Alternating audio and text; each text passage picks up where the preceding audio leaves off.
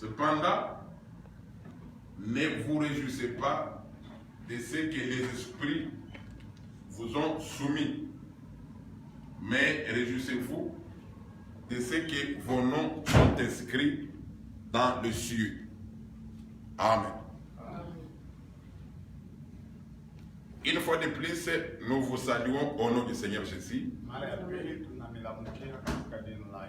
Nous vous saluons au nom du Seigneur Jésus. Est-ce qu'on peut applaudir pour le Seigneur de gloire?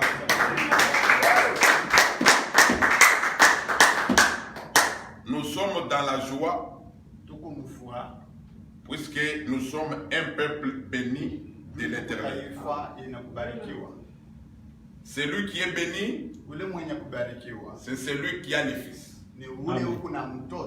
C'est celui qui a la parole de Dieu. C'est celui qui a la parole véritable.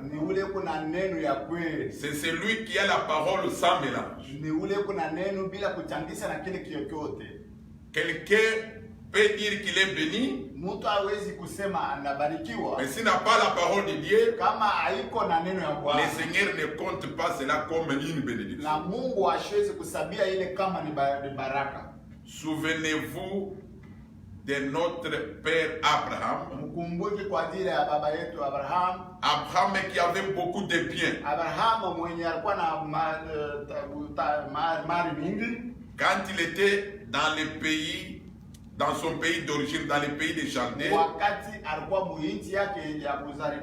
quand Dieu l'appelle, Dieu lui dit que sors de ton pays, sors de ta patrie et va dans le pays que je vais te montrer. C'est là que je te bénirai. Pendant que Abraham avait beaucoup de troupeaux, il avait de l'argent, il avait de l'or, mais le Seigneur n'a pas compté cela comme bénédiction. Puisque Abraham manquait une seule chose. Il manquait le fils. Et le fils, c'est ça la bénédiction. Le fils aujourd'hui, c'est le Seigneur Jésus-Christ. Les fils aujourd'hui, c'est la parole de Dieu. Quand tu crois à la parole véritable, tu es un homme béni. Tu es une femme bénie. Les méchants peuvent prospérer, mais seul le peuple de Dieu est béni. Bien-aimé dans le Seigneur, nous disons ceci: dans les choses de Dieu, on cherche rien que la parole qui sauve. On ne prie pas, puisque le pasteur est de notre tribu. Non, non. On ne prie pas, puisque le pasteur est notre père ou soit notre frère dans la chair. Mais ce qu'on recherche en venant à l'église, c'est seulement la parole véritable. Amen. Rien que la parole véritable, c'est cette parole-là qui sauve. Crois à la parole véritable. Pas une parole avec mélange. Il est écrit que vous êtes pire par la parole que je vous ai annoncée. L'homme devient pire, ce n'est pas puisqu'il prie beaucoup, ou soit il parle la langue, mais l'homme est pire grâce à la parole. Il n'y a que la parole qui peut rendre quelqu'un pire. Sans la parole de Dieu, ton âme ne sera jamais pire. Alors, ce que nous venons de lire ce matin, Luc chapitre 10, verset 17. Les 70 disciples du Seigneur Jésus. Ils étaient 70. L'écriture dit que 70. Suivez-moi très bien. Ici, ils étaient 70. Le Seigneur les a envoyés pour aller guérir les malades, chasser les démons. Quand ils sont allés, ils ont chassé les démons et les démons ont obéi. Quand ils sont rentrés vers le Seigneur, ils ont donné le rapport au Seigneur que en ton nom, les démons nous avaient été soumis. Écoutez ce que le Seigneur dit. Ne vous réjouissez pas. Ne soyez pas dans la joie, puisque les démons vous ont été soumis. Mais soyez dans la joie, puisque vos noms sont écrits dans le ciel. Ah, là nous comprenons que la joie d'un enfant de Dieu, ce n'est pas puisqu'il chasse les démons et les démons tombent. Mais la joie d'un enfant de Dieu doit être si son nom est écrit dans le ciel. Dans un autre langage, quelqu'un d'autre aussi peut chasser les démons, même si son nom n'est pas écrit dans le ciel. Puisqu'il a invoqué le nom du Seigneur et les démons tombent. Mais lui, son nom n'est pas écrit dans le ciel. Est-ce qu'on se comprend? Alors, nous ajoutons une autre écriture. Luc, chapitre 6. Je lis le verset 13.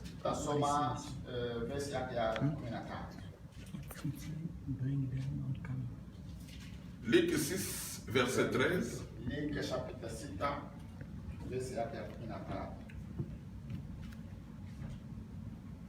Quand le jour parut, il appela ses disciples et en choisit 12. Auquel il donna le nom d'apôtres. C'est moi qui le nomma Pierre, André son frère Jacques, Jean, Philippe, Barthélemy, Matthieu, Thomas, Jacques, fils d'Alphée, Simon appelé Zélote, Jude, fils de Jacques, et Judas Iscariote qui devint traître. Alors nous lisons Matthieu chapitre 10. Matthieu chapitre 10.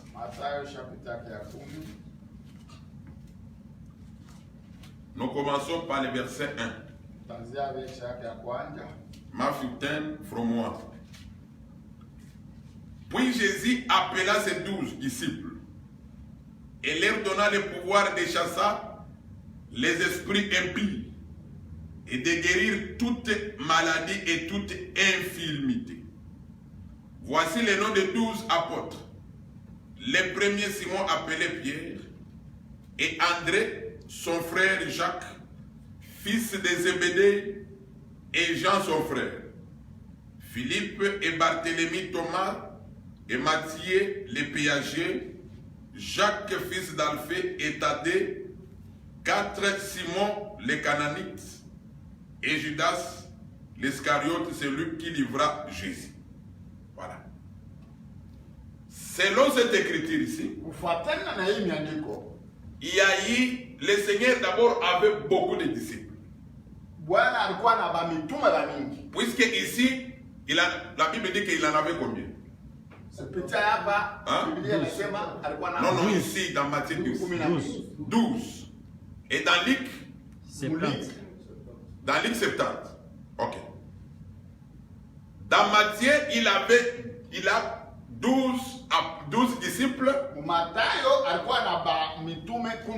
Dans Luc chapitre 6 verset 13 à 14. Là l'écriture confirme que parmi les disciples qu'il avait, il a appelé 12 auxquels il donna le nom de apôtres. Vous voyez ça? Donc, il a pris parmi les disciples 12 disciples auxquels il donna le nom d'apôtres. Parmi lesquels il y avait aussi Judas. Judas était parmi les 12 disciples. Je voudrais d'abord vous faire remarquer une chose avant de continuer. Nous rentrons dans Luc 10. Nous rentrons dans Luc 10. Luc 10, verset 1. Luc 10, verset 1. Après cela, le Seigneur en désigna encore 70 autres et les envoya devant lui, 2 à 2 dans toute ville et tout endroit où lui-même devait aller. Vous voyez ça? Après cela, le Seigneur en désigna encore 70 autres.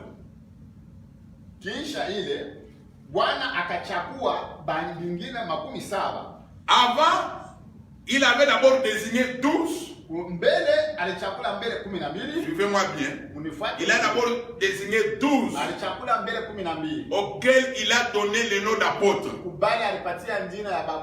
Parmi les 12, il y avait Judas Iscariot. Et après cela, il désignait encore 70 autres qu'il envoya. Quand les 70 sont allés, les démons les avaient été soumis. Quand ils sont rentrés, ils se sont réjouis. Le Seigneur leur a dit, ne vous réjouissez pas, puisque les démons vous ont été soumis.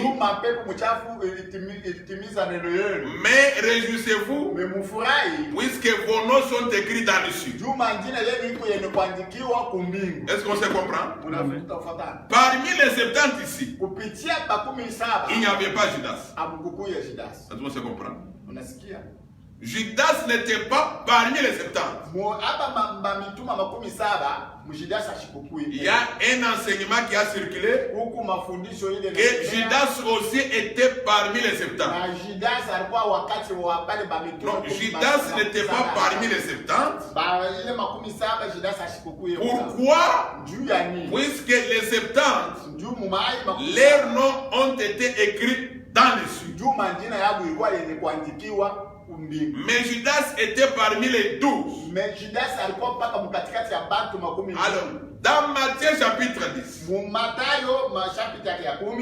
le Seigneur, quand il a choisi les 12, il leur a donné aussi le pouvoir de chasser les démons, de guérir les malades. Même Judas avait reçu ce pouvoir-là. Est-ce qu'on se comprend? Judas avait reçu aussi le pouvoir. Or, le pouvoir de chasser les démons, le pouvoir de guérir les malades, vient d'où? Ça vient de Dieu lui-même. C'est ça même l'onction. C'est ça même la puissance de Dieu. Mais nous remarquons que Judas, le Seigneur lui avait donné aussi sa puissance. Est-ce que l'église, vous me suivez? Amen. Je voudrais relire l'écriture. Matthieu 10. Matthieu 10, verset 1. Puis Jésus appela ses 12 disciples et leur donna le pouvoir de chasser les esprits impies et de guérir toute maladie et toute infirmité. Voici les noms de 12 apôtres. Quand on les cite, au verset 4, on dit Simon le Cananite et Judas l'Iscariote, celui qui livra Jésus. Donc Judas avait reçu aussi ses pouvoirs. C'est ça ce que je voudrais vous montrer ce matin. Quelqu'un peut avoir l'onction de Dieu, mais il n'a pas le Saint-Esprit. Papa, il est. Quelqu'un peut avoir l'onction de Dieu, mais il n'a pas le Saint-Esprit. Est-ce que ça comprend? Mais quand quelqu'un a le Saint-Esprit, il doit avoir aussi l'onction. Mais quelqu'un peut avoir l'onction de Dieu. Puisque l'onction c'est quoi? C'est la puissance qui vient de Dieu. Est-ce que ça comprend? L'onction c'est le pouvoir que Dieu donne à quelqu'un de faire quelque chose. C'est comme Judas. Le Seigneur lui a donné aussi le pouvoir de chasser les démons. Est-ce qu'on se comprend? Dieu lui a donné le pouvoir de guérir les infirmités, de guérir les malades. Mais Judas n'était pas appelé à être sauvé. Est-ce qu'on se comprend? Amen. L'essentiel est d'avoir reçu le Saint-Esprit. Avoir l'onction sans Saint-Esprit, c'est rien. Lisons ça. Matthieu 7. Matthieu chapitre 7. Matthieu chapitre 7.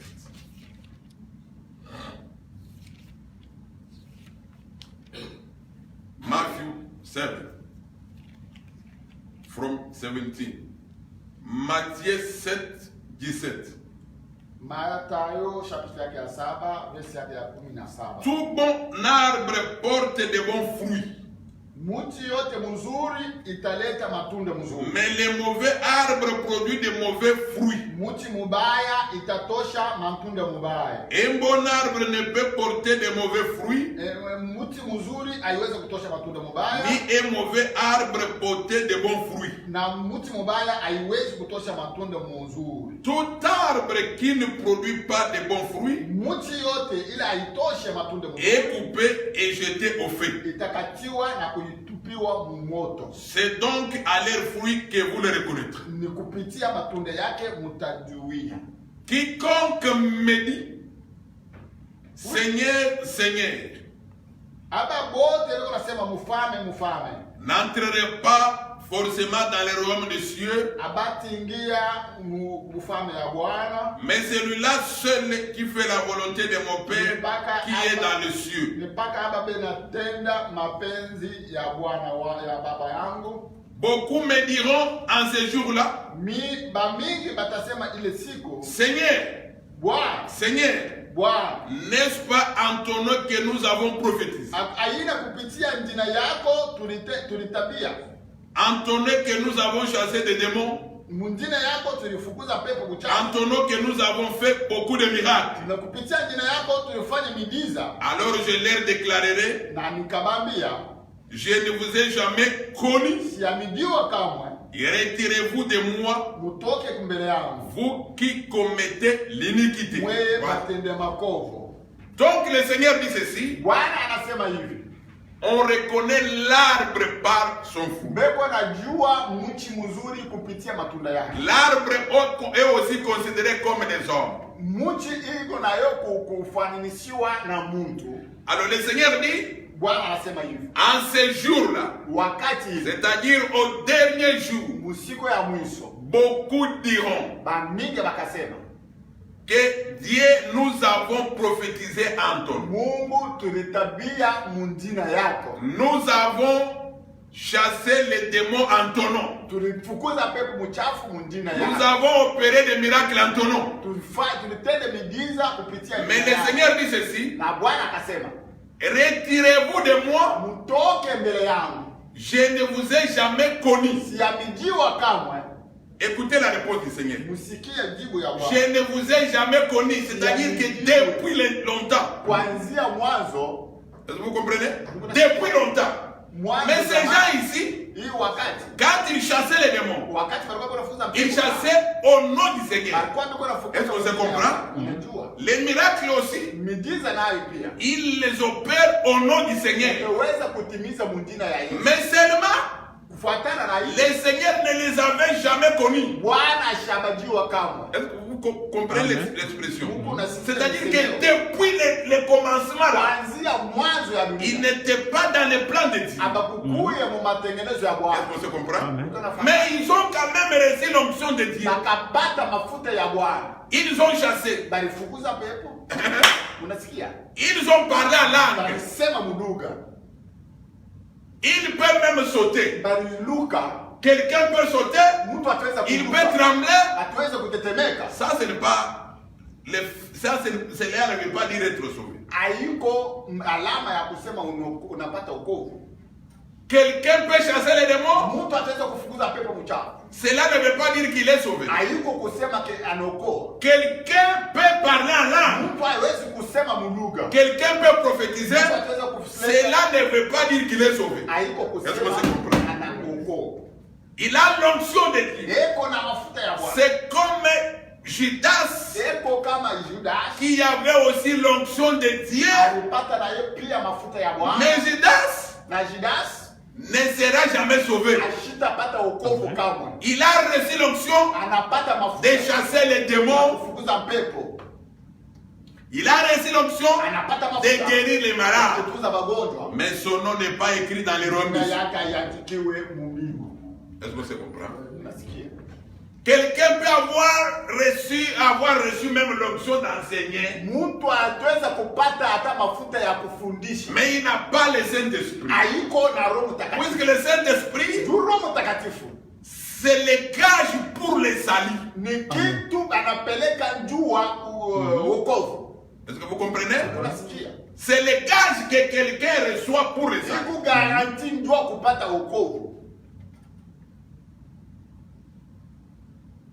Et comment on peut reconnaître celui-ci à ce mal-onction?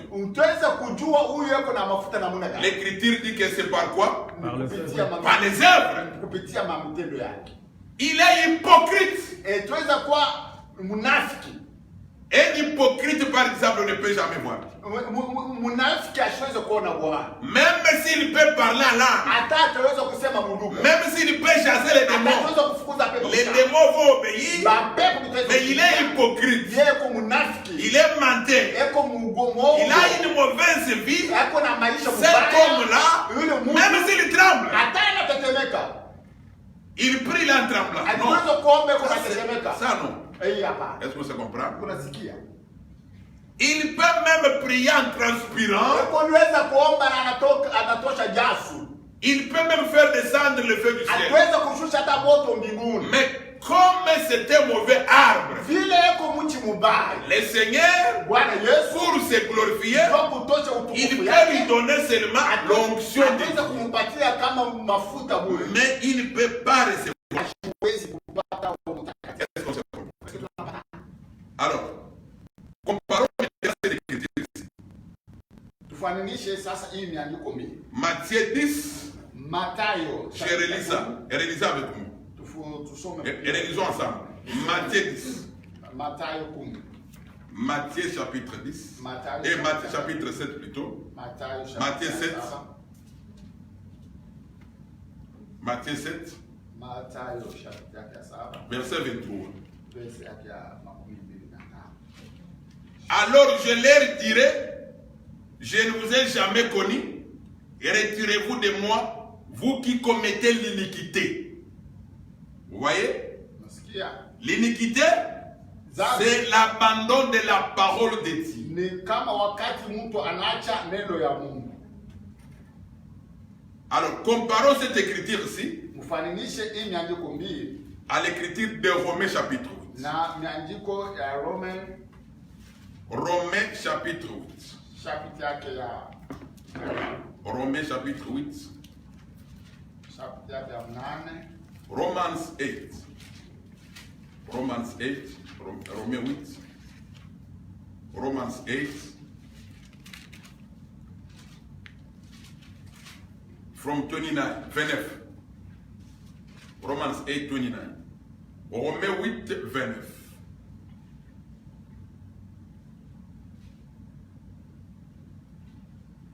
Vous êtes là? Car ce qu'il a connu d'avance. Vous voyez? Vous voyez ici? Ce qu'il a connu quand? Donc, au commencement. Mais Matthieu 23 dit, je ne vous ai jamais connu. C'est-à-dire qu'au commencement, il y a un peuple que Dieu n'a jamais connu. Et au commencement, il y a un peuple aussi que Dieu a connu. Est-ce que vous comprenez? Alors, ce qu'il a connu d'avance, qu'est-ce qu'il a fait? Nous relisons Romains 8, 29. Car ce qu'il a connu d'avance, il les a aussi prédestinés à être semblables à l'image de son fils, afin qu'il soit le premier-né d'un grand nombre de frères. Voilà. Ce qu'il a connu d'avance, c'est-à-dire que depuis le commencement, qu'est-ce qu'il a fait d'eux? Il les a prédestinés pour qu'ils soient semblables à son fils qui est le Seigneur Jésus. Comment est le Seigneur Jésus? Le Seigneur Jésus, en venant dans le monde, il était né, il était un enfant. Un bébé né comme tous les bébés. En lui, il y a eu l'esprit de l'homme puisqu'il était homme. Est-ce que vous comprenez? Il y avait aussi la plénitude de l'esprit de Dieu. Est-ce que vous comprenez ça? C'est-à-dire, ce que Dieu a connu d'avance, il y a l'esprit de l'homme et aussi il y a l'esprit de Dieu. Est-ce que vous comprenez? L'esprit de Dieu là, c'est ça le Saint-Esprit. Vous voyez la différence, hein? Alors, pour comprendre cela, nous rentrons dans Luc 10. J'ajoute d'autres écritures pour vous faire bien comprendre. Quelqu'un peut avoir de l'onction, il peut bien chanter, mais il n'a pas le Saint-Esprit. Est-ce qu'on se comprend? Vous savez, quand vous lisez par exemple dans le livre de Lévitique chapitre 8, puisque le Saint-Esprit est comparable à de l'huile. Dans les temps de Moïse par exemple, quand on consacrait quelqu'un pour l'œuvre de Dieu, on mettait de l'huile sur lui. Et cette huile-là était le symbole de l'Esprit de Dieu. Mais avant de mettre de l'huile sur lui, qu'est-ce qu'on faisait? Moïse les lavait d'abord. Vous comprenez? Moïse les lave et Moïse va mettre sur lui de nouveaux vêtements. Et après, on met de l'huile. C'est-à-dire, pour que quelqu'un puisse avoir le Saint-Esprit, il doit d'abord être lavé. Vous comprenez? Premièrement, il doit être lavé. Et aujourd'hui, on est lavé par la parole. Il faut que la parole puisse te laver. Que la parole enlève en toi la haine, la cupidité, l'adultère, toutes ces mauvaises choses-là. Quand tu es lavé par la parole, maintenant on va te mettre de nouveaux habits. Les nouveaux vêtements, les vêtements parlent des œuvres. Ok? Donc après tu auras des œuvres de la parole. Et maintenant tu as les Saint-Esprit. Là maintenant tu es sauvé. Mais quand quelqu'un reçoit l'onction, il peut même être sale. Mais il a l'onction en lui. L'onction même de prophétiser. Mais il est sale. Est-ce que vous comprenez? Alors, Luc 10. Luc 10.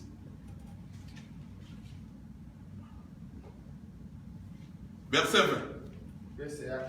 Luc 10, 20. Luc 10, verset 20. Cependant, ne vous réjouissez pas de ce que les esprits vous ont soumis, mais réjouissez-vous de ce que vos noms sont inscrits dans les cieux. Donc, réjouissez-vous. Pourquoi? Puisque les noms sont écrits où c'est? Dans les cieux. Ah bon? C'est que les cieux, c'est tout un livre. Est-ce que vous comprenez? Puisque quand on écrit, on peut écrire seulement dans un livre. Ou soit sur un papier. Alors, lisons maintenant Deutéronome. Deutéronome chapitre 29.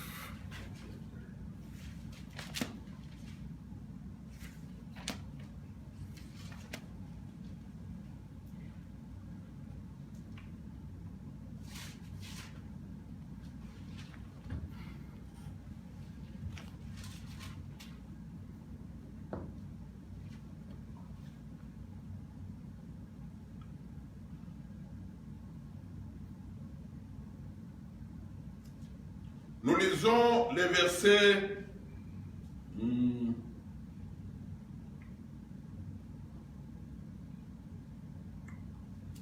le verset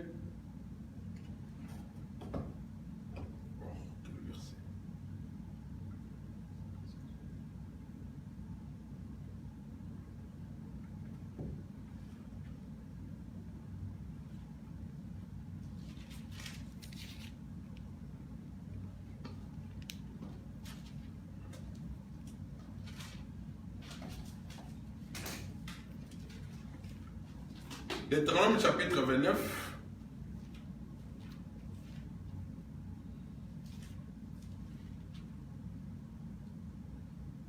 Verset 20. Deutéronomie 29, 20. L'Éternel les séparera, les séparera. Bon, on peut commencer par verset 19. L'Éternel ne voudra pas lui pardonner, mais alors la colère... Deutéronome, oui. 29.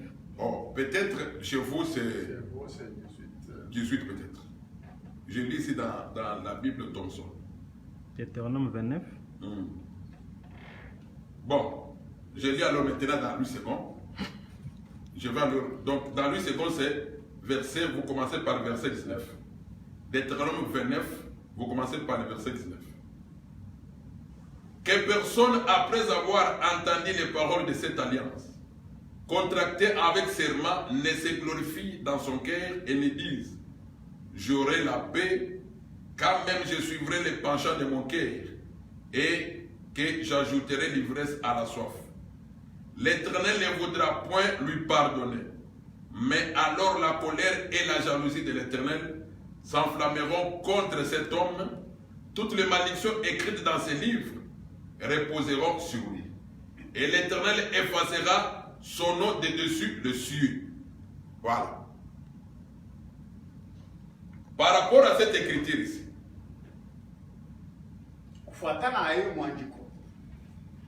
Après que l'Éternel ait donné l'alliance au peuple d'Israël, le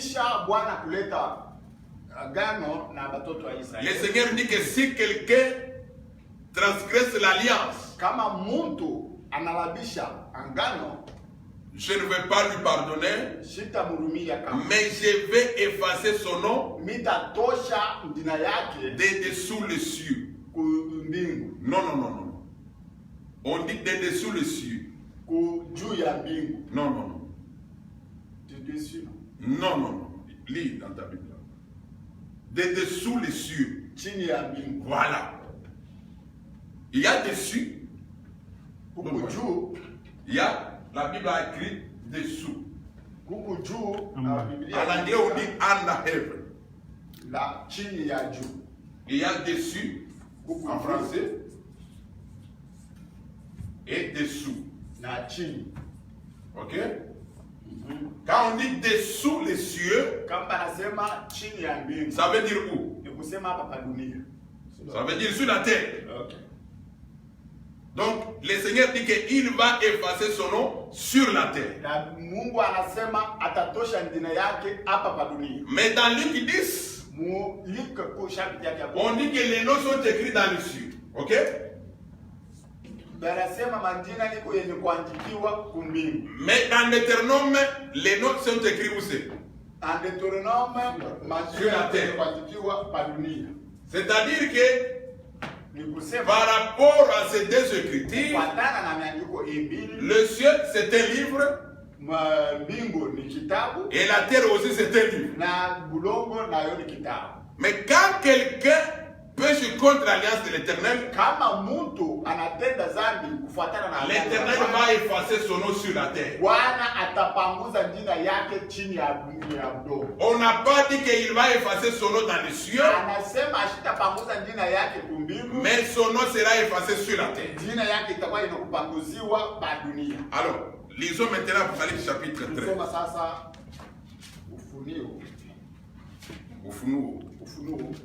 Apocalypse chapitre 13. Apocalypse chapitre 13. Apocalypse 13 chapitre 8.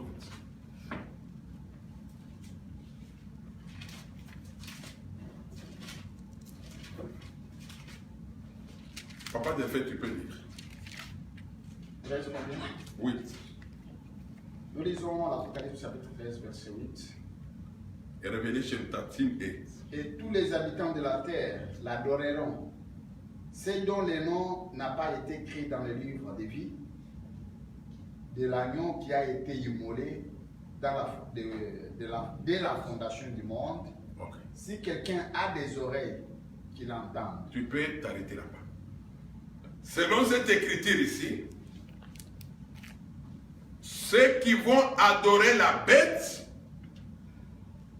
sont ceux dont le nom n'est pas écrit dans le livre de l'agneau. Dans le livre de vie de l'agneau, immolé avant la fondation du monde. Est-ce que ça comprend? C'est-à-dire qu'avant la fondation du monde, quand on dit avant la fondation du monde, cela veut dire qu'au commencement, il y a un livre. Est-ce que vous comprenez ça? Il y a un livre. Dans ce livre-là, il y a des noms. Il y a aussi dans ce livre-là les noms qui ne sont pas là. Donc les gens dont les noms ne sont pas dans ce livre-là, les livres écrits dès avant la fondation du monde, si ton nom n'est pas là, tu vas adorer la bête. Est-ce qu'on se comprend? Si ton nom n'est pas là, et c'est lui qui a écrit ce livre, c'est Dieu lui-même. Et ce livre-là n'est pas comme des papiers. C'est tout un plan de Dieu. Voilà pourquoi Paul dit dans Romains 8 que ce qu'il a connu d'avance, ce qu'il a connu d'avance, leur nom se trouve dans les livres écrits avant la fondation du monde. Est-ce qu'on se comprend?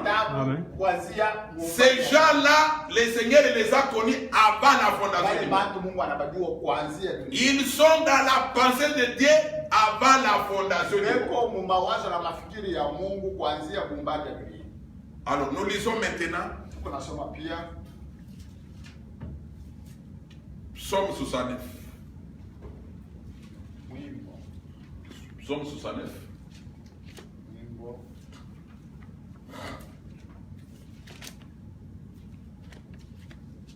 Psaume chapitre 69.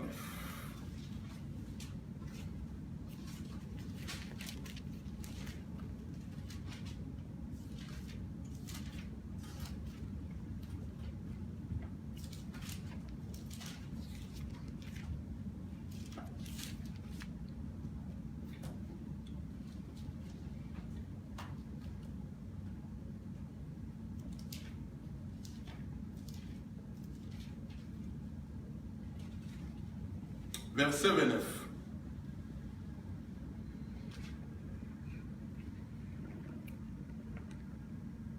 Qu'il soit effacé du livre de vie.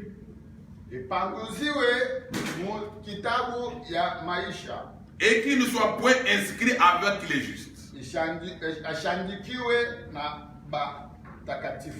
Il y a les livres qu'on appelle livres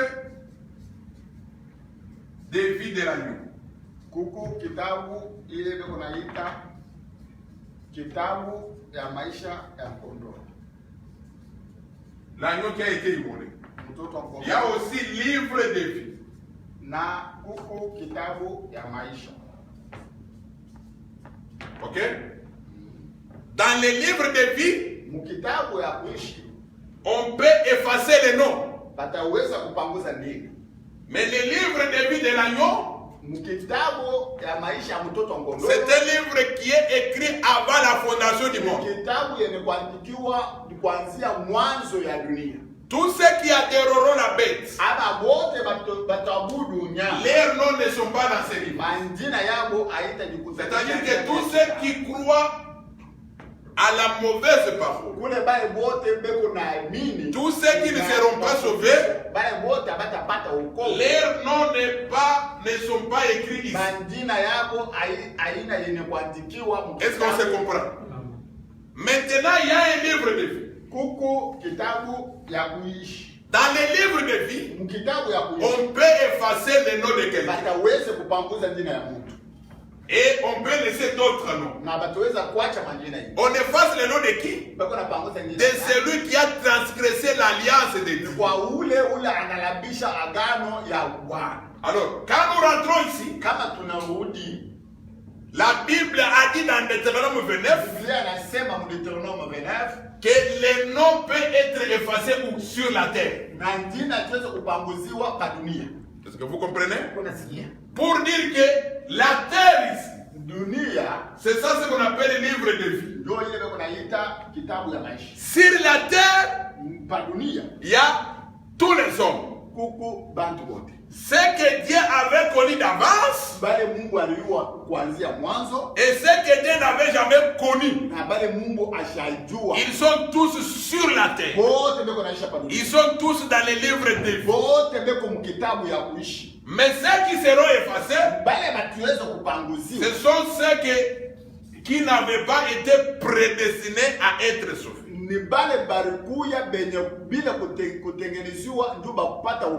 Mais ceux qui sont prédestinés à être semblables au Fils de Dieu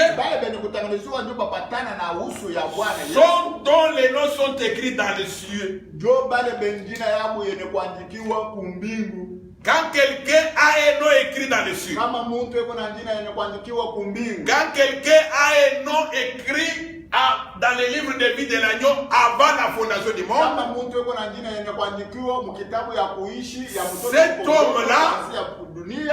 cet homme-là, le Seigneur va lui donner le Saint-Esprit qui est le gage.